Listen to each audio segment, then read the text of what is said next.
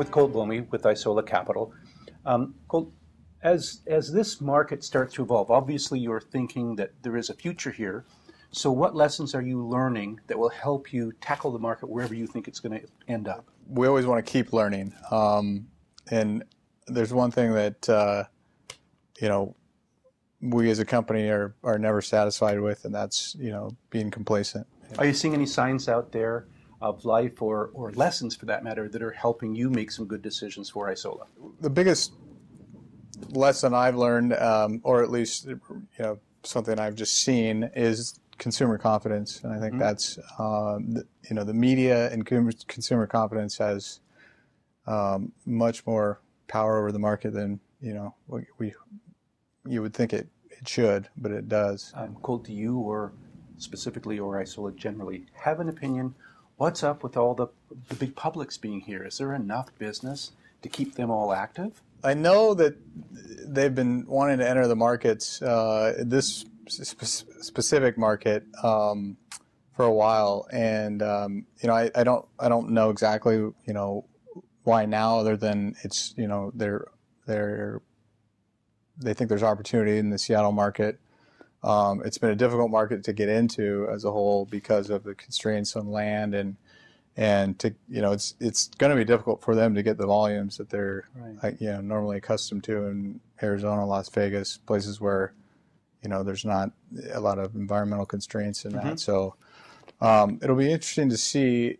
I think the timing, you're dealing with real estate companies that probably have a low value and a positive outlook on Seattle in general as far as tech companies and that. And I think this kind of seemed like a good intersection. At least to me, it seemed like it would be a good time for them to jump in. What they do from here and how they do it, I guess I don't know, but it's definitely going to change the market. And a lot of for us, better or worse, or just for change? For a private company, I would say, as a competitor, it's probably worse if you're on the other side of it. Better overall, I guess, from a housing supply side. I think the big driver of all that was their access to capital and financing. That's a major component of it, and that's something those guys bring. And so, I guess it depends on what side of the table you're on. I think for the most part, competing with a company that has, a lot of capital, a lot of resources, and a lot of horsepower, I mean, that's a scary thing from a competition standpoint. Maybe that's good for the consumer, which in itself will create some activity in the market. I guess overall, it's hard to say. I guess I haven't formed an opinion on whether it's going to be good or bad. I sort of think in terms of our own company and what that means for us a lot. I guess it's more of a micro outlook versus a macro. So. Tell us a little bit about your relationship with the Cameron Group. I've been impressed with just their overall knowledge and follow through, and so that's we'll do stuff with them in the future for sure. What do you think has been their contribution, not just to their specific clients, but to the market at large, if you like, in Puget Sound? I know that they've touched a lot of deals, especially when things were heating up. Things were going kind of gangbusters.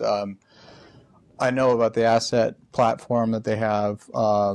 And I think that's a really valuable tool. Platform they have is sort of exclusive to builders and sort of provides that level of exclusivity that I think sellers and buyers like. I mean, nobody wants to kind of go into a property that's been shopped around 100 times. And if they do, then they want so much less than asking price. So I think that's been a great thing they've developed, and I think they've had success with it. I don't know that for sure, but I've got to think they have. I've just been impressed with the overall knowledge, I think, of the people I've dealt with there, Wes and Scott. What was your first car? It was a '94 Chevy Blazer. Good. Cool. Thank you very much for your time. Thank you. It was really great to interview you. Thank you so much. Thanks.